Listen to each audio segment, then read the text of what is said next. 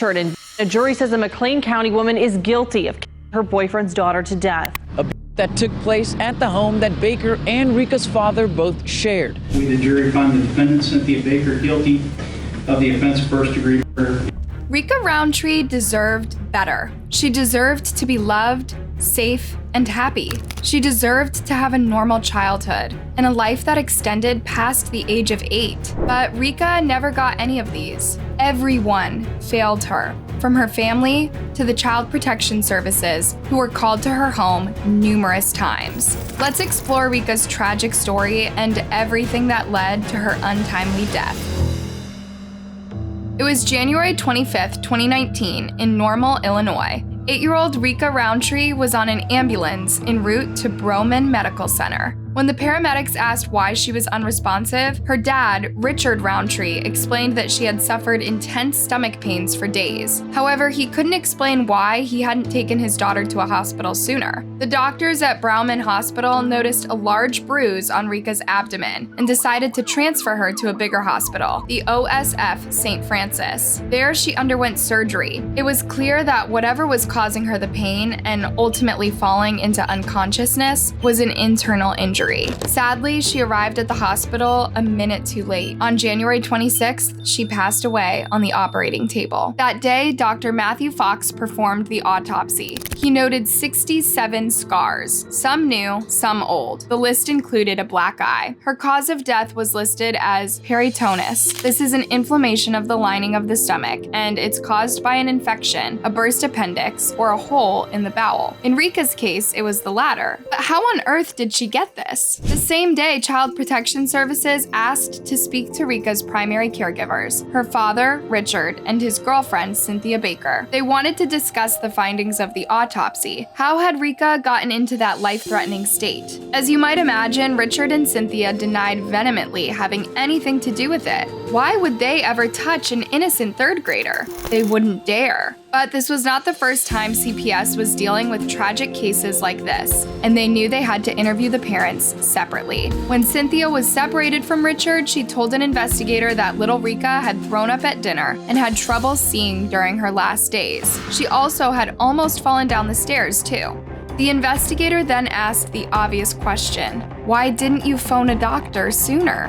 To which Cynthia said something along the lines of, oh, Rica often faked being sick for attention. You guys, even if this were true, it would still be a red flag that something is terribly wrong inside the family home. But it wasn't true.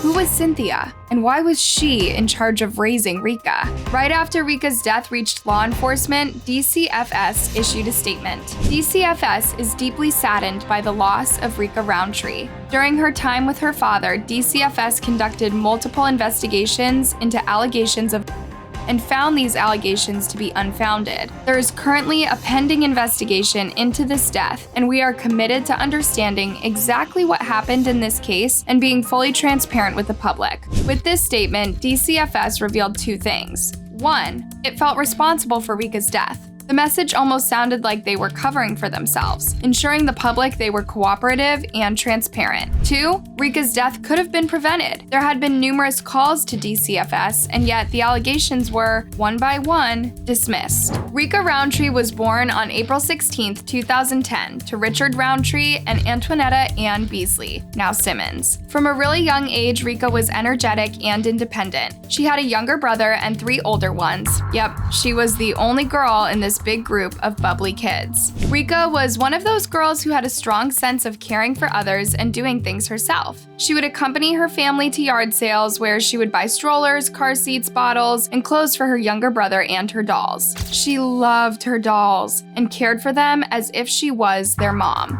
This is endearing on many levels. However, it's also heartbreaking when you think Rica never received the loving care she would give her dolls. DCFS, or the Illinois Department of Children and Family Services, released a full timeline of their investigations into the Rountree family. The story is chilling.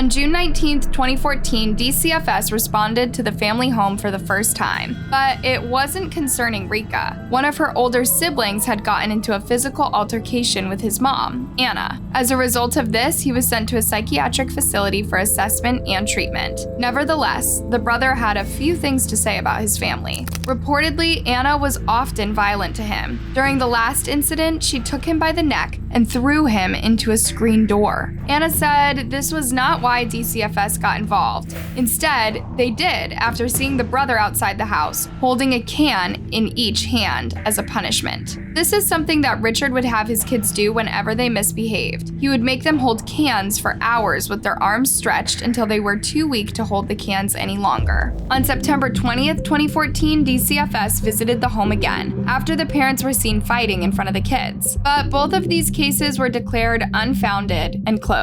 The following year, on October 21st, DCFS once again started an investigation after the parents started putting their hands on each other in front of their 5 children. Richard was arrested and charged with DV that day. Shockingly enough, after talking with him for a little bit, investigators closed this case too and released Richard. By the end of that year, Richard and Cynthia divorced, but things would only get worse from here on out. Anne was not ready to be a single mom to 5 kids. She would escape from her hardships by overindulging in alcohol. In December 2015, she was caught driving with a suspended license after running a stop sign. Just a few days later, she had a car accident after driving on the wrong side of the road. She was seriously intoxicated at the time. As a result, she was charged with aggravated DUI, and on December 18th, she started receiving emergency cash assistance from Norman Funds, a program designed to help at-risk families. 6 months later, DCFS got involved with the family once again. This time, Anne had instigated a fight between one of her sons and a neighbor's child. A DCFS investigator came to speak to the children, and by the end of the day, closed the investigation. The same year, DCFS received an even more chilling call. One of Rica's older brothers had hurt a child. And that summer, Anne lost her job at a financial institution. Desperate to make ends meet for her many children, she began dealing narcotics. On September 29, 2016, 2 undercover agents made a purchase from Anne's boyfriend, Detene Harper, while Rica and one of her brothers were at home. As a consequence, Anne and her boyfriend were arrested, not only for dealing, but for putting Anne's children in harm's way. Anne was sentenced to 68 days in jail. Detene was sentenced to 6 years in prison. It's safe to say Rica's life up until this point had been chaotic and filled with dangerous incidents, but this was nothing compared to what would follow. Following Anne's arrest, Rica was sent to live with her father, Richard, and his new girlfriend, Cynthia Marie Baker, and her 3 kids from a previous relationship. Cynthia was not a new face. In fact, she'd been Richard's girlfriend while he was still married to Anne. She wasn't a new face to DCFS either. In Rica's case, the key question is why authorities in 2016 sent Rica to live with her father and Baker, a woman who twice before was placed on a list of known child. It is absolutely heartbreaking that Rica was sent by the DCFS to live with this woman. By mid-2017, Rica's mother, Anne, was out of prison and would visit her daughter regularly. She saw Rica change within months. She was quieter, more reserved, and more afraid of making mistakes. It was the worst in Cynthia's presence. Rica told Anne that Cynthia was physically hurting her, and Richard was making her hold cans for hours as punishment for the most minute things.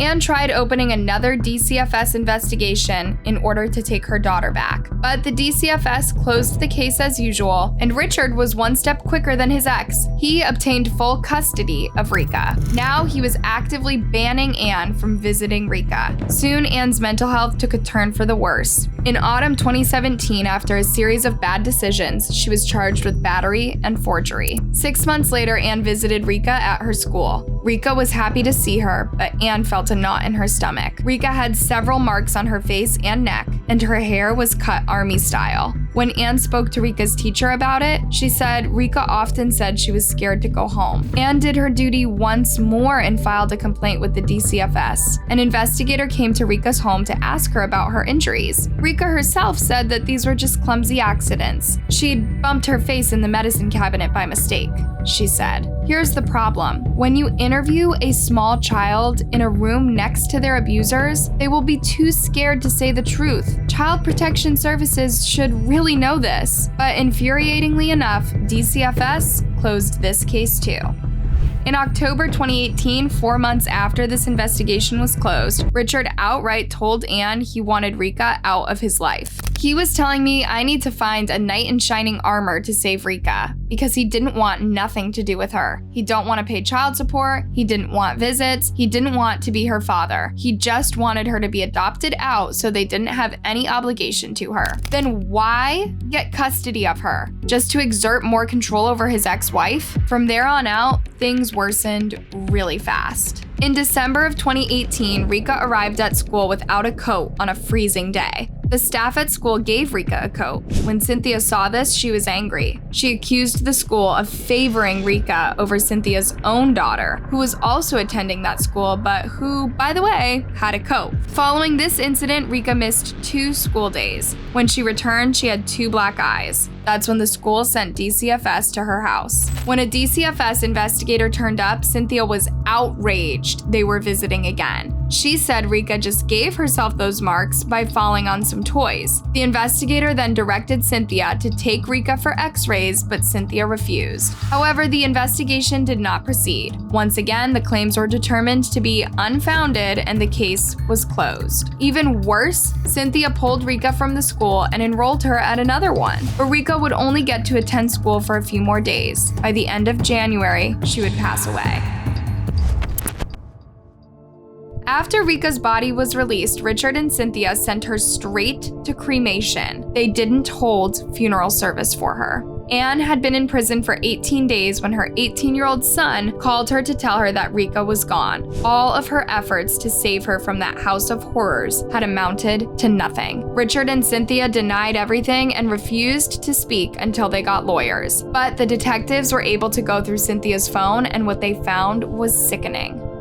Not only was Richard punishing Rica in unspeakable ways, but Cynthia was taking pleasure in making sure her arms were upright. While Rica was suffering, Cynthia was dancing inappropriately in front of a camera. She was recording everything. At certain points in this stomach-turning 9-minute video, Cynthia even physically hurts Rica and asks her, "Do I need to put a collar on you?" In April 2019, Cynthia was charged with murder, aggravated DB, and a few other charges. The 4 other children in her home were taken away by the DCFS. The investigators noted that the 2 teenagers also witnessed and experienced similar things to Rica. Sometimes Cynthia's teenage daughter partook in using Rica as a punching bag. She laughed in videos where Rica was naked, wet, and shivering. But as most of you true crime fans probably know, bullies are born out of hate. Court records revealed the devastating truth that Cynthia had been found to have caused injuries to 2 other children, a stepchild in 2002 and her own daughter in 2012. This was the daughter that was laughing at Rica some 7 years later. Bullies often take out their pain and frustration on people more vulnerable than them, in a desperate attempt to feel control in some part of their lives. Cynthia was a monster, and she was on her way to creating monsters. But the million-dollar question remained: how on earth did the DCFS allow Rica to live with Richard and her? Shouldn't any DCFS investigator check the history of the parents accused? If anyone would have checked Cynthia's records, perhaps they would have carried on with the investigation. Also, as the claims piled up, didn't the DCFS think, hey, maybe it's worth carrying on? How many times can you find a claim unfounded? Here's an even worse bit. Between July 2018 and June 2019, 103 children, including Rica, died within 12 months of a DCFS investigation being started. This makes it very clear that DCFS is incompetent in Illinois. Anne said, "Your only position in this world is to protect our children when the parents can't. That is your position. to pick up where we fall short. Illinois has the lowest foster care entry rate in the USA. A study commissioned after the 103 deaths were reported that DCFS staff are not empowered to recommend removal, even when they feel it's warranted. So, what do they even do? Cynthia stood trial emotionless and insisted she was not responsible for Rica's death. However, her own kids testified against her, including her 6-year-old daughter. The little girl confirmed the horror belt stories and said that she had seen her mother hurt Rica in the belly multiple times. One of those times, according to the autopsy report, was serious enough to rupture her intestines. Cynthia's 6-year-old daughter also testified how her mother would laugh while Rica cried in pain. She was your very definition of cruel. Then Cynthia's 7-year-old son took the stand and had a chilling thing to say. Rica would often complain that she was hungry. She wasn't allowed the same luxuries as her other siblings. The doctor who operated on Rica that fateful day also testified. He said that by the time Rica arrived at the hospital, it was late by several days. She was dying because of an injury sustained 3 to 5 days prior. Rica's former school staff also testified to seeing Rica lose her energy and joy of life ever since she moved in with Richard and Cynthia. By the fall of 2018, she was walking like an 80-year-old woman, they said. Then came a text message conversation between Cynthia and Richard. At one point she asks, "Would life be better without Rica?" Several videos that Cynthia recorded at home were also played in court. Imagine what Rica's loved ones went through having to watch these. On November 19th, 2019, Cynthia was found guilty of all charges. She was sentenced to life in prison without the possibility of parole. We, the jury, find the defendant, Cynthia Baker, guilty of the offense of first degree. It's time for it to be over. I was ready for it to be done with. I'm very happy that they went with the natural life.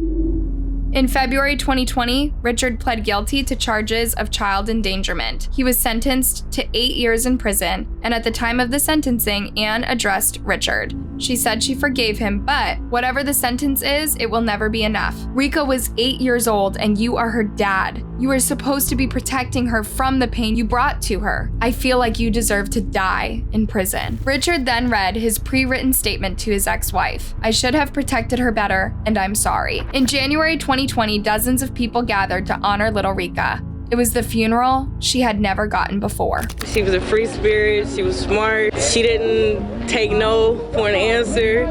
If she wanted to do it, she did do it. She never had any limitations. I would think a couple of people would come out. It's cold, but to see all the people come out and it was amazing. To this day, Anne organizes fun events in her daughter's memory. She wants Rica to be remembered as the bright, happy-go-lucky kid, not the victim of a tragic story. Her death was horrible. Everybody knows all about that, but Rica liked to have fun. She had so many years of just greatness left in her, so I just want to do this to just be open, show happiness. Shockingly, Richard was released from prison in October 2022. Is 2.5 years in prison enough for a dad who facilitated his daughter's death? As justice leaves many questions open, let's remember Rica as a happy child who deserved better. Hey, thanks for watching. What do you think about this case? Do you know of other similar stories? Let me know in a thoughtful comment, and before you leave, make sure you like and subscribe. See you next time.